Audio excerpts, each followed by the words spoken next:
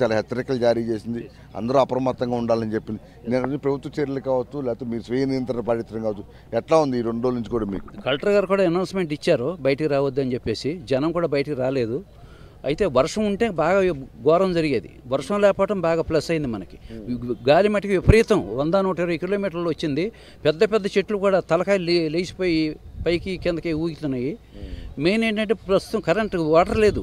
స్నానాలు చేయాలన్నా ఏం చేయాలన్నా కరెంట్ లేదు. నేను సాయంకాలం నుంచి 3 నుంచి కరెంట్ ఆఫ్ చేశారు. ఇప్పుడు వరకు లేదు, తెల్లవారు కూడా. కాస్త దాన్ని ఏదైనా కాస్త మెయిన్ ఈ ట్రాన్స్ఫార్మర్ చాలా ఇబ్బందిగా ఉంది, రోడ్డు మధ్యలో ఉంది, దానివల్ల ప్రమాదాలు జరుగుతున్నాయి. ట్రాన్స్ఫార్మర్ అవతలకి వేయాలి. ట్రాన్స్ఫార్మర్ కూడా మొత్తం స్తంభాలు, వరుస 5-6 స్తంభాలు ఇరిగిపోయినాయి, కట్ అయిపోయింది. అది చెప్పండి, ఎట్లా ఉంది తుఫాన్? రోడ్డుకి వెనక్కి వేయాలి కొంచెం, ప్రజలకు చాలా ఇబ్బందికి. ట్రాన్స్ఫార్మర్ మెయిన్ వెనక్కి జరపాలి. స్థానాలకే వాటర్ ఏం లేదు. ఈ పైన ట్యాంకులు, మూతలు, గీతలు ఇవన్నీ కొట్టుకుపోయినాయి. రేగుల చెట్లు అన్నీ లేచిపోయినాయి. వాటర్ అంతా సరిగ్గా రావట్లేదు. ప్రజలు రాత్రి మట్టికి బాగా చేశారు. ఇక్కడ 2 దాకా గవర్నమెంట్ బాగా పనిచేసింది, తెలుగుదేశం గవర్నమెంట్. ఇది చూస్తూ ఉన్నాం, చాలామంది ప్రజలు కూడా అవి చూసేందుకు వస్తూ ఉన్నారు. అమ్మ చెప్పండి అమ్మా, అంటే ఎట్లా తుఫాన్ ప్రభావం చూసారు? మీకు చాలా దగ్గరగా ఉంది బందర్ ప్రజలు, అసలు ఎట్లా ఇక్కడ ఇబ్బంది పడుతుంది చెప్పమ్మా. నిన్నటి నుంచి విపరీతమైన ఈదురుగాలులతోటి, చలిగాలితోటి చాలా ఇబ్బంది పడ్డాము. అయితే 100-120 కిలోమీటర్ల వేగంతో గాలులు వీచాయండి. ఇక్కడ ఈ ట్రాన్స్ఫార్మర్ పడిపోవటం, 5-6 స్తంభాలు పడిపోయినాయి, పెద్ద చెట్టు పడిపోయింది, కరెంటు లేదు, చాలా ఇబ్బంది పడుతున్నామండి. వీలైనంత త్వరగా మాకు కరెంటును పునరుద్ధరించాలని గవర్నమెంట్ని కోరుతున్నామండి. చూస్తాం, మొన్నటి నుంచి చూస్తున్నాం ప్రభుత్వం నుంచి అనేక హెచ్చరికలు జారీ చేశారు. ముఖ్యంగా బందర్లో 110 కిలోమీటర్లు ఎదురుగాలు, భారీ వర్షం గురించి మొత్తం ఇబ్బందిగా ఉంటుందని చెప్తాను. ఇప్పుడు ఎలా ఉంది నిన్నటితో పోలిస్తే ఈరోజు ఎలా ఉంది? ఎందుకంటే నిన్న రాత్రి భారీ వర్షం అయితే ఆ స్థాయిలో లేకపోయినప్పుడు గాలితో చాలా ఇబ్బంది పడ్డారు, కరెంట్ లేకపోవడం ఇబ్బంది పడ్డారు. ఈ హెచ్చరికల నేపథ్యంలో మీ మచిలీపట్నం ప్రజలు ఏం చెప్తారు? కలెక్టర్ గారు ముందు నుంచే మాకు హెచ్చరిస్తున్నామండి. దాంతో ఎవరం కూడా బయటికి రాలేదు. చాలా తీవ్రమైన తుఫాన్ అని హెచ్చరించడంతో అందరూ అప్రమత్తంగా ఉన్నారు, చాలా జాగ్రత్తగా ఉన్నాము. నిన్నటితో పోల్చుకుంటే ఇవాళ పరిస్థితి మెరుగ్గా ఉందండి. అయితే ఈ కరెంటు మూలంగా మేము ఇబ్బంది పడుతున్నాము. అందుకని ఈ చెట్టును రాత్రే వచ్చి కోసేశారండి. చెట్టు రోడ్డుకి అడ్డంగా పడడంతో రోడ్డు క్లియర్ చేశారు. అప్పటికప్పుడు వెంటనే స్పందించారు ప్రభుత్వం. వెంటనే కరెంటు వాళ్ళు వచ్చి రోడ్డు క్లియర్ చేసి అంతా సరిచేశారు. కాకపోతే కరెంటు స్తంభాలు అంటే పునరుద్ధరించాలంటే కొంత టైం పట్టచ్చు. కాబట్టి కొంత త్వరగా చేయవలసిందిగా విజ్ఞప్తి చేస్తాను. ఇది ముఖ్యంగా చూస్తూ ఉన్నాము. ఇక్కడ ప్రధానంగా భారీగా ఈ ట్రాన్స్ఫార్మర్ గతంలో ఎప్పుడో నిర్మించింది కాబట్టి రోడ్డుకి దగ్గరలోనే, రోడ్డు పక్కన నిర్మించడం వల్ల ప్రజలకు కూడా అసౌకర్యంగా ఉంటుందని చాలామంది స్థానిక ప్రజలు చెప్తా ఉన్నారు. దీంతో ఇది ఇప్పుడు ఎలాగో పునరుద్ధరణ పనులు చేపట్టాలి కాబట్టి మొత్తం ఇదంతా కూడా వెనక్కి రోడ్డు పక్కన కాకుండా లోపలికి కట్టే విధంగా చర్యలు తీసుకోవాలని కోరుతా ఉన్నారు. ఇక ప్రభుత్వం 2 రోజుల నుంచి చేస్తున్న హెచ్చరికల నేపథ్యంలో బందర్ ప్రజలు కూడా హర్షం వ్యక్తం చేస్తున్నారు. ఎందుకంటే ముందుగానే ముప్పును గుర్తించి ఇబ్బందికరమైన పరిస్థితులు రాకుండా ప్రజలందరూ కూడా ఈ తుఫాన్ భారం నుంచి పక్కొచ్చే విధంగా తీసుకున్న చర్యలు ప్రజలు ఆనందం వ్యక్తం చేస్తున్నారు. అయితే ఈరోజు కూడా భారీ వర్షం కురిసే అవకాశం నేపథ్యంలో ఈ విద్యుత్ లైన్ పునరుద్ధరణకు సంబంధించి కూడా సమయం పట్టే అవకాశం ఉందని కూడా విద్యుత్ శాఖ అధికారులు చెప్తా ఉన్నారు. ఈరోజు సాయంత్రానికి కొంతవరకు కొన్ని ప్రాంతాల్లో విద్యుత్తును పునరుద్ధరించే అవకాశం ఉంది. అది తుఫాన్ ప్రభావిత ప్రాంతాలు ఇంకా ఉండే నేపథ్యంలో మరికొన్ని ప్రాంతాల్లో మాత్రం రేపటి వరకు కూడా ఈ ఇబ్బందులు తప్పవని కూడా అధికారులు చెప్తున్నారు.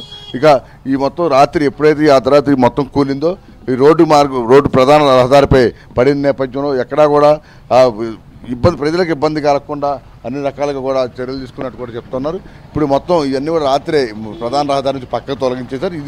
ఈ లైన్లు కూడా పూర్తిగా మరమ్మతులు చేసి త్వరితగతిన అందరి ప్రజలకు ఈ కరెంటు కూడా సరఫరా చేయాలని కూడా విజ్ఞప్తి చేస్తున్న పరిస్థితి మనం చూసినప్పుడు ప్రజలందరూ కూడా ఏ విధంగా మాట్లాడారు. ఇక ఈ ప్రభుత్వ యంత్రాంగం సంబంధించి కూడా మొత్తం ఈ తుఫాన్ ప్రభావం ఈరోజు కూడా కొంతవరకు ఉన్న నేపథ్యంలో అందరూ అప్రమత్తంగా ఉండాలని కూడా కోరుతున్నారు. ఇక ఇటు కృష్ణా జిల్లా మచిలీపట్నంతో పాటు ఇటు దివిసీమ అలాగే ఎన్టీఆర్ జిల్లాలో విజయవాడ నుంచి జగ్గైపేట వరకు కూడా అనేక ప్రాంతాల్లో భారీ వర్షాలు కురుస్తూ ఉన్నాయి. ప్రజలు కూడా ప్రస్తుతం ఈ లోతట్టు ప్రాంతాల ప్రజలు కూడా అప్రమత్తంగా ఉన్నారు. అవసరమైతే తప్ప ఇళ్ళ నుంచి బయటికి రావద్దని కూడా చెప్తా ఉన్నారు. ఇక ఎక్కడైతే లోతట్టు ప్రాంతాల్లో నీళ్లు చేరిందో ప్రత్యేకంగా మోటార్లను ఏర్పాటు చేసి ఇతర ప్రాంతాలకు ఆ నీళ్లు కూడా బయటికి తోడేస్తున్న పరిస్థితి కనిపిస్తూ ఉంది. ఏదైనా కూడా ఈ ఒక్కరోజు కూడా అందరూ ఇలాగే ప్రభుత్వ సూచనలు పాటిస్తూ జాగ్రత్తలు తీసుకుంటే ఈ మొంతా తుఫాన్ నుంచి ఎటువంటి ప్రాణ నష్టం లేకుండా నష్ట నివారణ లేకుండా అందరూ కూడా సేఫ్గా బయట ఉండొచ్చు కూడా ప్రభుత్వం చెప్తా ఉన్న పరిస్థితి. ఈ ఒక్క సాయంత్రం వరకు కూడా ఇదే విధంగా అందరూ జాగ్రత్తలు తీసుకొని కూడా ఏబిఎన్ విజ్ఞప్తి చేస్తుంది. యామిని. అయితే ప్రసాద్, మరి ఈ తుఫాను ప్రభావంతో రాష్ట్ర వ్యాప్తంగా ఎంత మేర పంట నష్టం జరిగింది అన్నది ప్రాథమికంగా ఏమన్నా అంచనా వేశారా? అంటే యామిని, ఈ పంట నష్టం సంబంధించి ప్రధానంగా ఇప్పటికే కొన్ని బృందాలను అయితే ఈరోజు ఏర్పాటు చేశారు. ఎందుకంటే ప్రధానంగా రైతులు మొదటి నుంచి కూడా ఈ మొంతా తుఫాను హెచ్చరికల నేపథ్యంలో రైతాంగం కూడా అప్రమత్తం చేశారు. దీనికి సంబంధించి కొన్ని వేల హెక్టార్లలో ఇటు తూర్పు కృష్ణాలో చూస్తే వరి అలాగే ఇతర పంటలు బాగా దెబ్బతిన్నాయి. ఇక అటు పశ్చిమ కృష్ణాలో మొత్తం అటు ఏమో పత్తి మిరప వంటి పంటలు పశ్చిమ కృష్ణాలో ఎక్కువగా వేశారు. ఈ పంటలు కూడా భారీగా దెబ్బతిన్నాయని చెప్తా ఉన్నారు. అయితే దీనికి సంబంధించి ఈరోజు ఇంకా వర్షాలు ఈరోజు కూడా ఉన్న నేపథ్యంలో ఈ మధ్యాహ్నం తర్వాత కొన్ని బృందాలు ఇప్పటికే వీటికి సంబంధించి పంట నష్టం అంచనా వేసేందుకు బయలుదేరినట్టు చెప్తున్నారు. మధ్యాహ్నం తర్వాత వీటికి సంబంధించి సాయంత్రం లోపే ఈ మొత్తం పంట నష్టం అంచనాలు కూడా వేసి ప్రభుత్వానికి ఒక నివేదిక రూపంలో అందజేస్తారు. మరోవైపు వీటికి సంబంధించి కేంద్ర ప్రభుత్వానికి కూడా ఇప్పటికే ఈ ప్రత్యేకంగా కేంద్ర బృందాలు కూడా వచ్చి పంట నష్టం అంచనా కావచ్చు, ఈ నష్టానికి సంబంధించిన అంచనా కూడా వేయాలని రాష్ట్ర ప్రభుత్వం నుంచి విజ్ఞప్తి చేశారు. మనం చూసాము మొంతా తుఫాను హెచ్చరికలు ఎప్పుడైతే ప్రారంభమయ్యాయో అప్పుడు ఈ ముఖ్యమంత్రి చంద్రబాబు నాయుడు సీఎంఓలోనే ఉండి మొత్తం పరిశీలించిన పరిస్థితి. ఈ నేపథ్యంలో ప్రధానమంత్రి మోడీ కూడా స్వయంగా చంద్రబాబుకి ఫోన్ చేసి మొంతా తుఫాన్ ప్రభావం ఏ విధంగా చర్యలు తీసుకునే అంశాలపై కూడా ఆరాధించిన పరిస్థితి. ఇక ఉన్నత స్థాయి నుంచి గ్రామ స్థాయి వరకు అందరూ సమన్వయంతో పనిచేస్తూ ఎక్కడా కూడా ఎటువంటి తేడా లేకుండా అందరూ ఒకే మాట మీద నిలబడిన విధంగా మొత్తం పైన వాతావరణ శాఖ ఏదైతే హెచ్చరికలు జారీ చేసిందో ఎక్కడైతే ఎక్కువ ప్రభావం ఉంటుందని చెప్పిందో ఆయా ప్రాంతాలపై ప్రత్యేకంగా దృష్టి పెట్టింది ప్రభుత్వం. అందుకు అనుగుణంగానే అందరినీ కూడా సన్నద్ధం చేసి అందరూ కూడా సమన్వయంతో పనిచేసే విధంగా, అదేవిధంగా గతంలో చూసాము ఎక్కడైనా ఇప్పుడు మనం చూపిస్తున్న ఇదే విద్యుత్ ట్రాన్స్ఫార్మర్ కావచ్చు, విద్యుత్ స్తంభాలు కావచ్చు, భారీ వృక్షాలు కావచ్చు, ఈ నేల కొరిగినప్పుడు గంటల తరబడి ట్రాఫిక్ ఆ రోడ్డు మార్గాన్ని వెళ్ళాలంటేనే భయపడే పరిస్థితి. కానీ ఈసారి మాత్రం ఇక్కడే కాదు మొత్తం ఉత్తరాంధ్ర నుంచి రాయలసీమ వరకు ఎక్కడ ఎటువంటి భారీ వృక్షం కూడిన విద్యుత్ స్తంభాలు నేల కొరిగినా కూడా యుద్ధ ప్రాతిపదికన వీటిని తొలగించే విధంగా తీసుకున్న చర్యలపై కూడా ప్రజలు హర్షం వ్యక్తం చేస్తున్నారు.